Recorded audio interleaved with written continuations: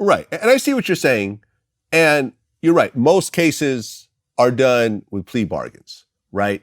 But that only applies when there's some sort of reasonable time offered in a plea bargain. No one's going to take a 40-year plea bargain, right? I know a guy took 99, and I said, he did what? Well, life without parole. At least 99 got a parole date.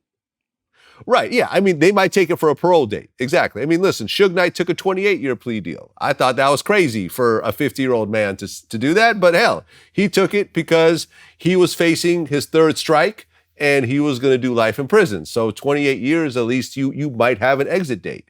I get it. I think in this particular case, I don't know what was happening behind the scenes, but I'm sure that whatever plea deal Derek Chauvin was being given was not a slap on the wrist plea deal. He wasn't given a 5-10-year plea deal. They're probably offering him 30 years. He's like, well, if I'm getting offered 30 years, I might as well go to trial. The police department going to pay for it.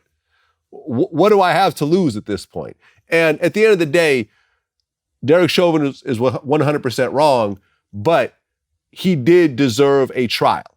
He did deserve to defend himself, and he did deserve to bring up whatever facts in the case that he felt might help him in terms of his case.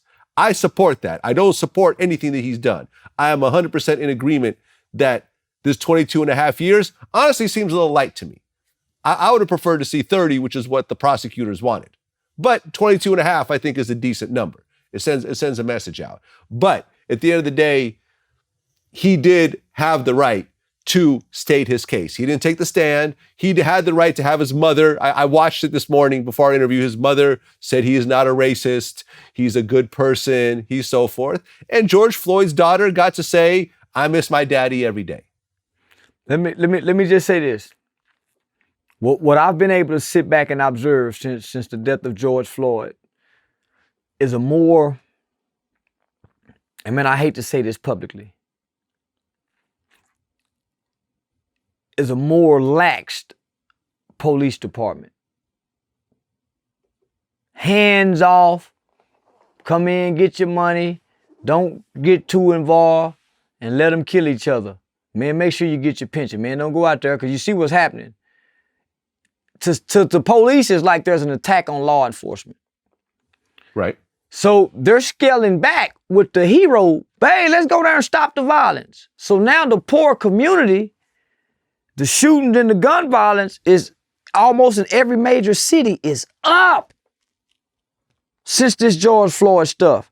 Because now the police, man, they ain't finna put their life in their job, in their freedom on the line.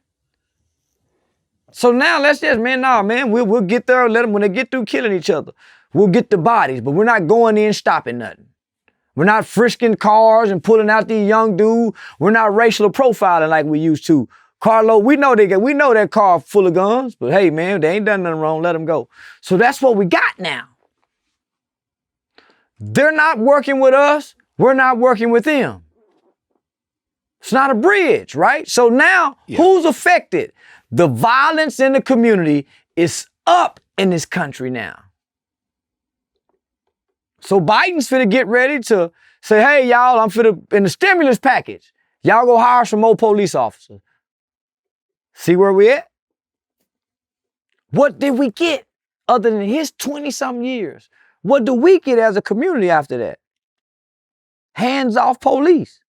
Just come in, get the paycheck and ride it out. Serve your warrants, get your drug bust. Something is done in front of you, you address it. But other than that, don't community police anymore.